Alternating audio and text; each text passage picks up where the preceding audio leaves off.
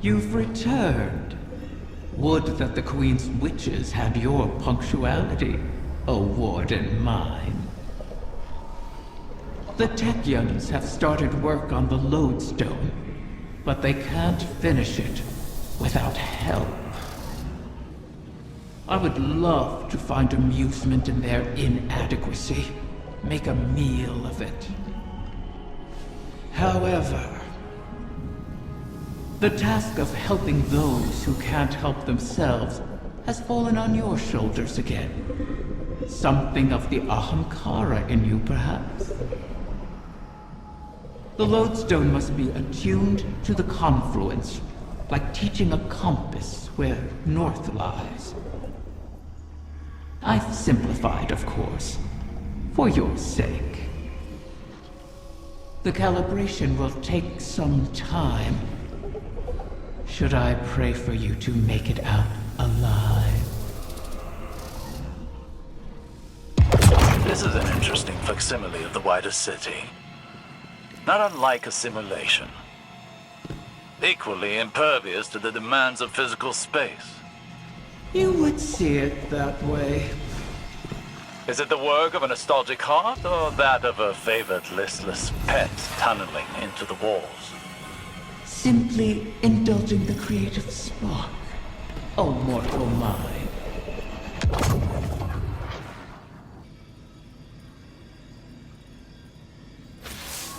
The Techyans are in final preparations for the lodestone.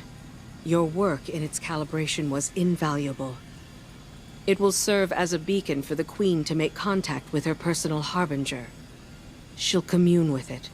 Ask it to guide the remainder of the clutch back to us. It's the last of its kind. And it's good to see a Harbinger, normally a weapon of war, used for diplomacy. Even with Riven.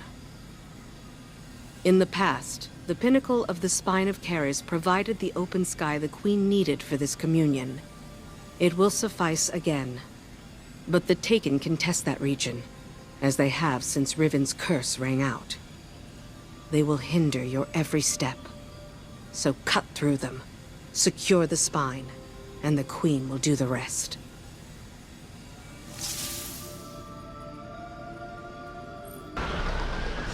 Communion with my Harbinger requires we access the highest point of the Spine of Keres. But Riven's curse remains. The curse brings new Taken to the region every cycle. So hunt them and our work can begin. Once the spine is secure, Sadia and the Techyans can light a beacon for the Harbinger.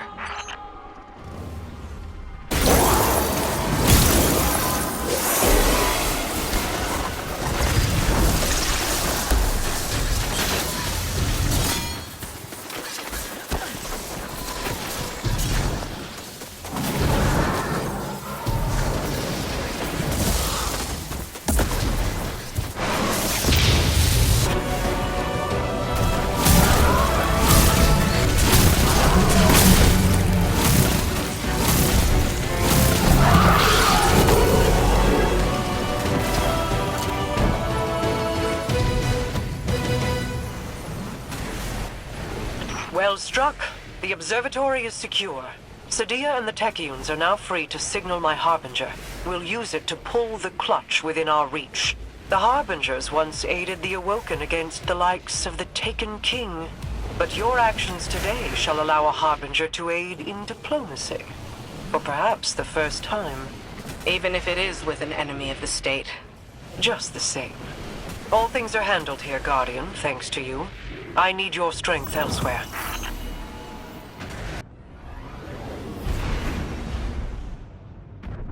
The next egg should be coming into range. Mara's seeing to the Harbinger. We'll cover you on this one. Guardian, I'm seeing a lot of Scorn activity ahead. I doubt they understand what it is we're after, but they'll get in our way all the same. Such callousness toward your creations. I suppose they have a new master now. Do you remember how you brought me to the Dreaming City for the first time? I remember. You sought a gift for your sister. Something that could delight and surprise her. Let's stay focused. These Scorn can't be getting fresh orders from the Witness. What are they up to? Poisoning every corner of the Dreaming City they can reach. Perhaps they resemble their creator. Or aimless yearning. I yearn for you to stop talking.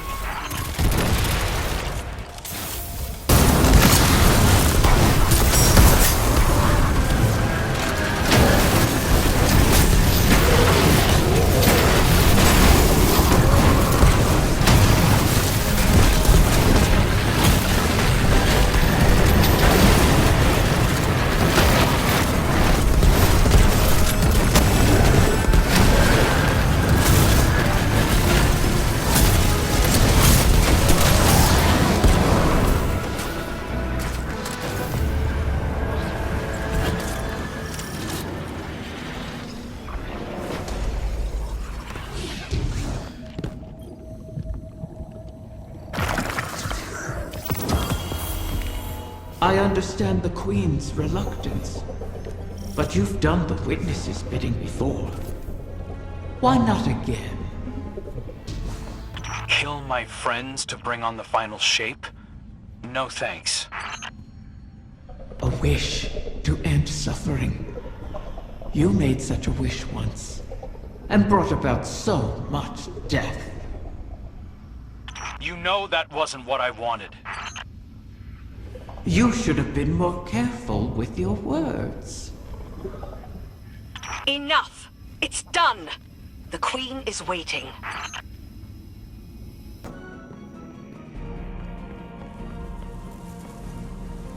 I heard you over the comm channels.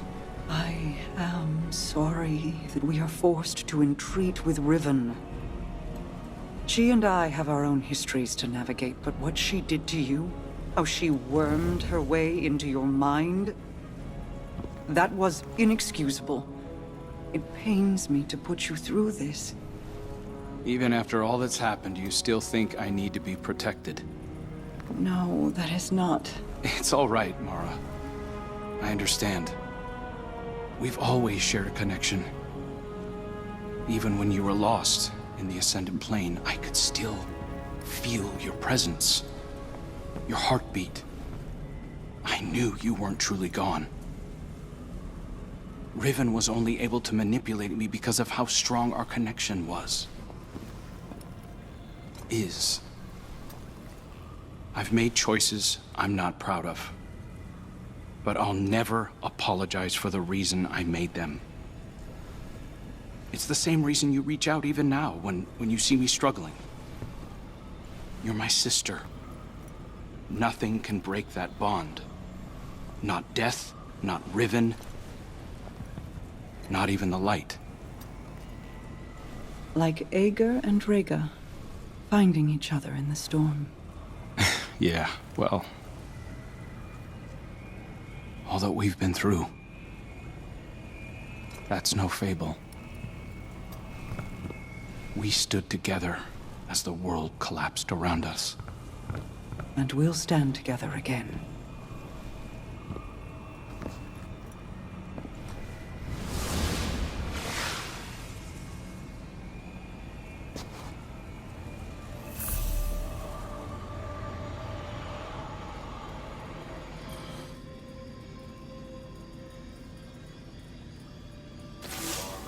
Guardian, I'm afraid progress is slow. The Veil is a clever tangle in and of itself. It reforms as the consciousnesses connected to it ebb and flow. They rush in, awash with dreams and wonder, and then drain away. I believed that once I understood the Veil, mechanically, once I understood Strand, that I would see its patterns with new clarity. That has not happened. This is not like charting a course through the currents of a sea or the depths of space. It is an architecture defined by how we intend to imagine it. Not dissimilar to the Ascended Plane, but if more like its opposite. The Ascended Plane mirrors aspects of our world, aspects of will and import, to those who traverse it. Those aspects are decided upon through our actions. The Veil, conversely, weaves not with our will, not our decisions, but with intent, unfiltered by logic. What we feel, not what we decide. Mapping such a thing would be like rebuilding a creature from the calcified remains we found aboard the pyramid ships. They are an image of a dissection, a deadened echo of existence. But to look at them as they are, to see their disparate parts, even understanding their anatomy does not give us the knowledge to make them as they were. I will continue to seek the path the Witness forged into the Traveler, but I am no longer confident that it could ever be walked again. Riven may be our only option.